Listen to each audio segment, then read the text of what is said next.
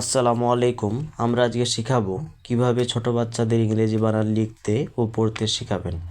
আসলে আমাদের বাবা মা যে শিক্ষাটা দিতে পারবে টিচারদের থেকে সেটা বেশি তারা মনে রাখে, কারণ তারা সব সময় আমাদের অনুসরণ করে।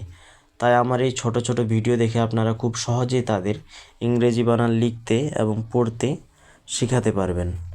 আমি আজকে প্রথম 5টা অক্ষর দিয়েছি, এই 5টা অক্ষর শেখান, পরবর্তীতে আরও দেবো, সেটা দেখে আপনারা পরিপূর্ণভাবে তাদের ইংরেজি বানানগুলো লিখতে এবং পড়তে শেখাতে পারবেন। তাহলে শুরু করা যাক।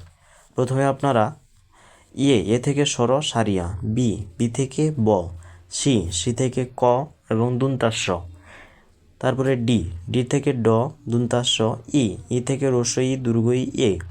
তারপরে এই জিনিসটা এখন যেটা শেখাবো সেটা ওদের আজীবন শিক্ষা জীবনে কাজে লাগবে।